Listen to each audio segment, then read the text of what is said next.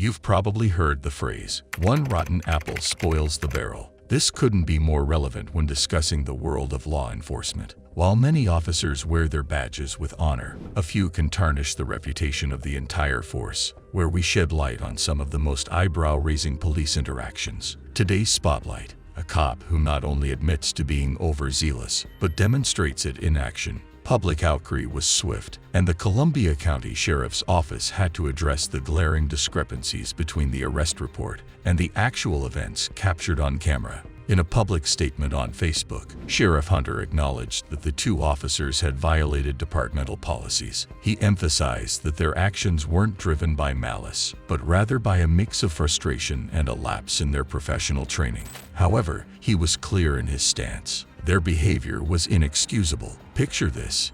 It's Halloween 2022. James Hodges, a 61-year-old legally blind veteran, is peacefully crossing a street. Out of nowhere, he's halted by two deputies from the Columbia County Sheriff's Office in Florida. Deputy Jamie Goad emerges from her vehicle, immediately confronting Mr. Hodges. Her reason: she believed he had a firearm concealed in his back pocket. What's this in your back pocket? But here's the twist. It was merely his cane, a tool he relies on for navigation. Despite Mr. Hodges clarifying he wasn't armed, the conversation escalated. "What's this in your pocket?" she demanded. "It's my navigational aid," he responded, clearly frustrated. "Why the hostility? Are you having a bad day?" Deputy Goad's reply, a candid, "Yeah, I am." But things didn't end there. Even after Mr. Hodges displayed his cane, proving he wasn't a threat, Deputy Goad insisted on detaining him. She even went as far as demanding his identification. Feeling cornered, Mr. Hodges called for Deputy Goad's supervisor, and as fate would have it, the supervisor arrived just in the nick of time. The situation intensified when Sergeant Randy Harrison entered the scene. Mr. Hodges promptly explained his encounter with Deputy Goad. Articulated suspicion that I have committed a crime, am committing a crime, or about to do a crime. Sir, and her suspicion was that you were armed, okay? And she's asking you for your ID. But to his astonishment, Sergeant Harrison echoed the same demand for identification. It's worth noting that while Deputy Goad might have initially had a valid reason to approach Mr. Hodges, thinking he was armed, once it was evident he wasn't, any further detainment was unwarranted. Yet, both officers collaborated to handcuff Mr. Hodges and proceeded to search him against his vocal objections. "Where's your ID?" Sergeant Harrison pressed. "You have no right to search me," Mr. Hodges retorted, demanding their badge numbers. However, neither officer complied. Instead, Which pocket? You are not allowed to search me. Sergeant Harrison questioned Mr. Hodges about his blindness, seemingly overlooking the very cane that had sparked the entire incident. The irony: the cane, which was the initial cause for concern, was now completely ignored by the officers, hinting that their motives might have been less about safety and more about exerting dominance. The tension escalated when Deputy Goad, in a tone dripping with condescension, asked Mr. Hodges, "Was that so hard?" insinuating he should have just obeyed her questionable commands from the start. Mr. Hodges, sensing the injustice, hinted at filing a complaint against the officers. But things took a darker turn. An exasperated Sergeant Harrison decided to arrest Mr. Hodges for resisting arrest. The irony was palpable. Mr. Hodges was taken into custody, charged with resisting without violence, and was held for over 26 hours before his release. Upon his release, Mr. Hodges promptly requested the body cam footage, which he received immediately.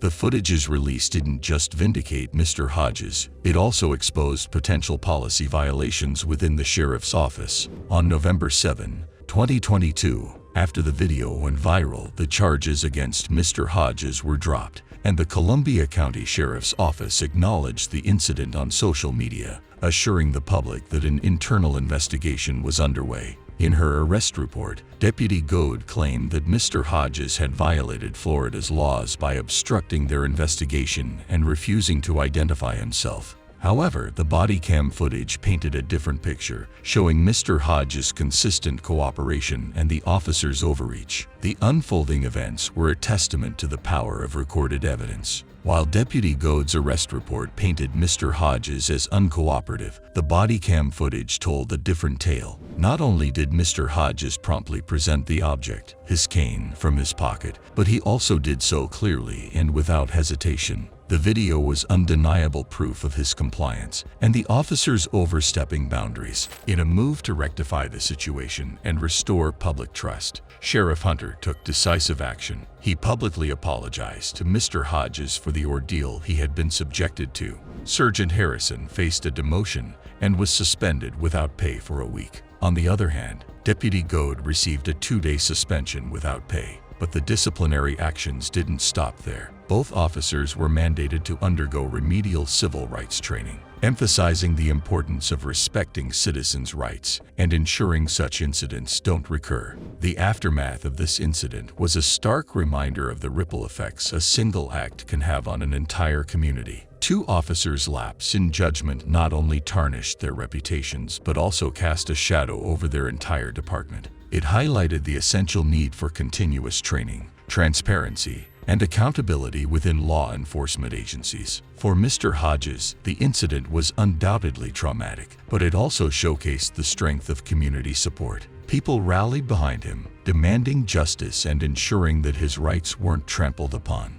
Grateful for the overwhelming support, Mr. Hodges expressed his appreciation to everyone who stood by him during this challenging time. In the days following the incident, the community's response was palpable. Protests and rallies were organized, not just in support of Mr. Hodges, but as a broader call for justice and reform within the Columbia County Sheriff's Office. The streets echoed with chants demanding accountability, transparency, and a commitment to better training for officers. Local news outlets picked up the story, and it wasn't long before national media followed suit. The incident became a focal point in discussions about police conduct, civil rights, and the need for systemic change. Forums and town hall meetings were organized, where residents voiced their concerns, shared personal experiences, and proposed solutions. Amidst the public outcry, a few voices stood out. Former officers, legal experts, and civil rights activists came forward, offering insights into the complexities of law enforcement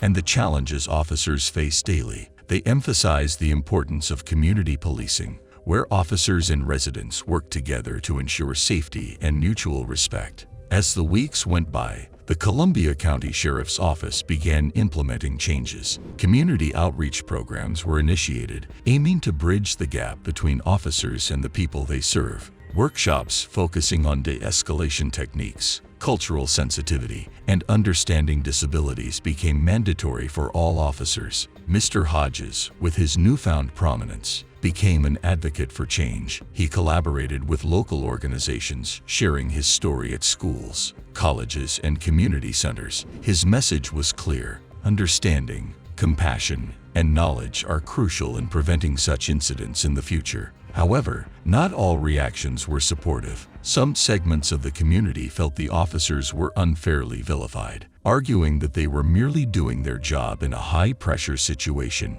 This divide led to heated debates, both online and offline, about the role of law enforcement and the expectations placed upon them. One evening, a community gathering was organized at a local park. The event was designed to be a space for healing, understanding, and dialogue. To everyone's surprise, Deputy Goad and the now demoted Sergeant Harrison attended. The atmosphere was tense initially, but as the evening progressed, barriers began to break down. Residents shared their fears and experiences, and the officers listened, sometimes offering their perspectives. The highlight of the evening was an unexpected moment, a face-to-face conversation between Mr. Hodges and Deputy Goad. While the details of their discussion remained private, onlookers noted the visible emotions on both sides. It was a powerful testament to the potential for understanding and reconciliation. As the night drew to a close, the community left with a sense of cautious optimism. While the road to healing and understanding was long, the first steps had been taken.